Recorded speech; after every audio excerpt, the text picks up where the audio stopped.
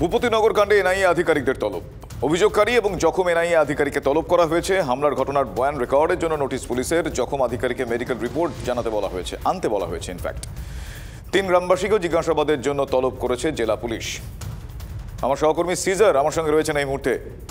Caesar, প্রথমত এই report দেখাতে হবে, মানে আঘাতের প্রমাণ যদি কথায় বলতে হয়, আর পাশাপাশি 3 জন গ্রামবাসীকেও তলব করা হয়েছে। তাহলে এক্স্যাক্টলি তারা কি জানতে চাইছেন এই ঘটনাটাকে কেন্দ্র করে? দেখো, গোটা ঘটনাটাই কোথাও সন্দেশখালী শাহজাহানের ক্ষেত্রে যে ঘটনা ঘটেছিল, অর্থাৎ ইডি আক্রান্ত হওয়ার ঘটনার একদম পুনরাবৃত্তি কিন্তু আমরা দেখতে পাচ্ছি ভূপতিনগরের ক্ষেত্রে। কারণ সেই সময়ও দেখা গিয়েছিল বনগাঁ এবং নেজার থানা এলাকায় যেখানে ইডি আক্রান্ত হয়েছিল, সেখানে অভিযুক্তদের গ্রেপ্তার করার বদলে যারা অভিযোগকারী তাদের বয়ান রেকর্ডের ওপর অনেক বেশি জোর দিয়েছিল বসিরহাট এবং বনগাঁ জেলা পুলিশ। ঠিক একই ঘটনা কিন্তু ঘটছে এক্ষেত্রেও। এনআইএ আক্রান্ত হওয়ার ঘটনায় এনআইএ আধিকারিকদের বয়ান রেকর্ডে জোর দিচ্ছে পূর্ব মেদিনীপুর জেলা পুলিশ, কিন্তু অভিযুক্তরা এখনো খোলা ঘুরে বেড়াচ্ছে, এমনটাই কিন্তু অভিযোগ। এবং সেই জায়গা থেকেই যেহেতু সন্দেশখালীর ক্ষেত্রেও দেখা গিয়েছিল ইডির বিরুদ্ধে পাল্টা মামলা হয়েছিল, ঠিক এখানেও এনআইএর বিরুদ্ধে পাল্টা মামলা হয়েছে। আর এনআইএ আধিকারিকরা সেখানেই কোথাও আশঙ্কা করছেন যে পাল্টা এই মামলার ফাঁসে এনআইএ আধিকারিকদের কোথাও হ্যারাস করার চেষ্টা হবে, এবং সেই কারণে তারা ইতিমধ্যেই হাইকোর্টে মুভ করেছেন এবং তারা কোনোভাবে জেলা পুলিশের যে সমন সেটাকে এন্টারটেন করছেন না, এবং সেই সমনে তারা কিন্তু কোথাও জেলা পুলিশের কাছে যাচ্ছেন না, এবং গোটা বিষয়টা হাইকোর্টের সামনেই রাখতে চাইছেন, এবং গোটা বিষয়টাকে তারা ব্যক্ত করছেন কোথাও একটা রাজ্য পুলিশ তাদের বিরুদ্ধে একটা ষড়যন্ত্র করছে। বেশ, ধন্যবাদ সিজার। ভূপতিনগরে আধিকারিকদের ওপর হামলার ঘটনায় এবার কলকাতা হাইকোর্টে এনআইএ মামলা দায়ের করার অনুমতি দিয়েছেন বিচারপতি জয় সেনগুপ্ত। দুপুর 2:30টায় শুনানি রয়েছে। শ্রাবন্তী আমার সহকর্মী এই মুহূর্তে রয়েছে। শ্রাবন্তী, এখনো পর্যন্ত এই খবর সংক্রান্ত আমরা যা পাচ্ছি, আর কি জানা যাচ্ছে? শুনানি 2:30টার সময় হওয়ার কথা ছিল, তা কি হয়ে গিয়েছে? এদিন 2:30টার সময় মামলার শুনানি হওয়ার কথা ছিল, এবং সেক্ষেত্রে এখনও পর্যন্ত কেন্দ্রীয় সরকারের আইনজীবী এসে জানান যে এখনও পর্যন্ত সব পক্ষকে নোটিশ সার্ভ করা সম্ভব হয়নি, বেশ কিছুটা দেরি হয়ে গেছে এই মামলা দায়ের করতে। তাই আগামীকাল সকাল 11:30টার সময় ফের সব পক্ষকে হাজির থাকার নির্দেশ দেওয়া হয়েছে। সে সময় এই মামলার শুনানি, এমনটাই জানা যাচ্ছে। বেশ, ধন্যবাদ শ্রাবন্তী। কথা বলছিলাম আমার সহকর্মী শ্রাবন্তী সাহার সঙ্গে। আগামীকাল সকাল 11টায় এই গোটা বিষয়টা আরও বিস্তারিতভাবে জানতে পারা যাবে। কিন্তু ভূপতিনগরে এনআইএর ওপরে হামলার ঘটনা এখনো পর্যন্ত কেউ গ্রেফতার হয়নি। সিগনিফিক্যান্ট এই বিষয়টা, বারবার এই বিষয়টা সামনে আসছে।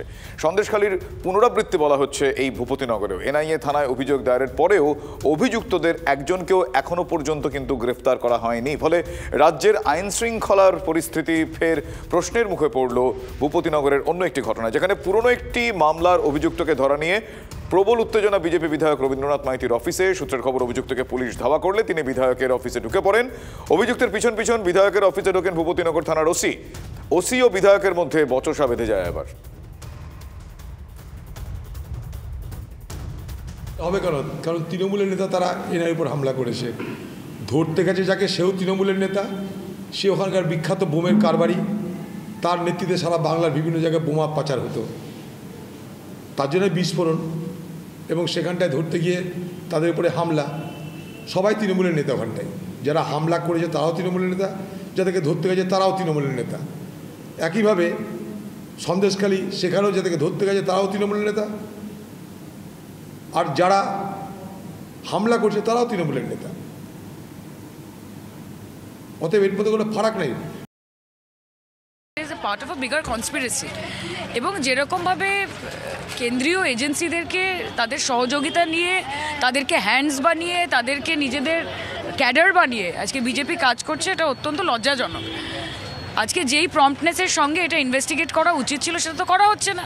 সেই জন্যই এত আন্দোলন হচ্ছে, সেই জন্যই প্রোটেস্ট হচ্ছে, সেই জন্যই ডেলিগেশন যাচ্ছে। আমরা বিজেপির সরকার, তাদের অ্যাডমিনিস্ট্রেশন এবং কারোর কাছ থেকে কোনো রকম ফেয়ারনেস আশা করি না, কারণ গোটা বিজেপির এজেন্ডাই হচ্ছে যে পশ্চিমবঙ্গের মানুষ এবং তৃণমূল কংগ্রেসকে উপদ্রব করা, যাতে আমরা ভয় পেয়ে পিছিয়ে যাই। But that is not going to happen, that is a distant dream. ভূপতিনগরের ওসির বিরুদ্ধে নির্বাচন কমিশনে অভিযোগ বিজেপির। ওসি গোপাল পাঠককে সরানোর দাবি পদ্ম শিবিরের। নির্দিষ্ট কারণ ছাড়াই দলীয় দপ্তরে তল্লাশির অভিযোগ বিজেপির। গতকাল এক আসামিকে ধাওয়া করতে করতে বিজেপি কার্যালয়ে ঢুকে পড়েন ওসি। সে সময় বিজেপি বিধায়কের সঙ্গে বচসায় জড়ান ওসি গোপাল পাঠক। আদালতে জোর ধাক্কা ভূপতিনগর থানার ওসির। আপাতত কোনো মামলার তদন্ত করতে পারবেন না তিনি। অন্য কোনো অফিসার তদন্ত করলেও আদালতের অনুমতি ছাড়া কোনো চার্জশিট জমা করতে পারবেন না ভূপতিনগর থানার OC Gopal Pathak. In detail জানবো আমার সহকর্মী শ্রাবন্তীর কাছ থেকে। শ্রাবন্তী, আর কি জানা যাচ্ছে, কি নির্দেশ গেল এক্স্যাক্টলি আদালতের তরফ থেকে? দেখো, 21 বিজেপি নেতা দায়ের করা এই মামলা ছিল, 40টি এফআইআর ছিল। এই 40টি এফআইআরের উপরে এই ওসি আর কোনো রকম পদক্ষেপ করতে পারবেন না। এমনকি এই সংক্রান্ত যত কটি মামলা রয়েছে তার উপরেও আপাতত 15ই এপ্রিল পর্যন্ত কোনো পদক্ষেপ করা যাবে না, অর্থাৎ কারো নাম থাকলেও তাকে অ্যারেস্ট করা যাবে না।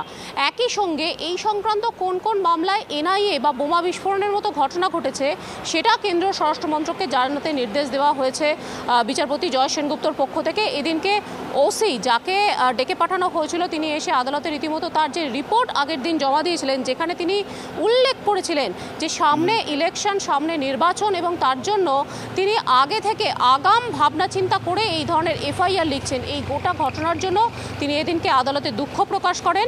ফের এই মামলার শুনানি রয়েছে এবং ততদিন পর্যন্ত এই মামলার ওসি যিনি ছিলেন তাকে সরিয়ে দেওয়া হলো এবং তাকে কোনো ধরনের পদক্ষেপ তিনি করতে পারবেন না বলে জানিয়ে দিল আদালত। শুভজিৎ। ধন্যবাদ শ্রাবন্তী।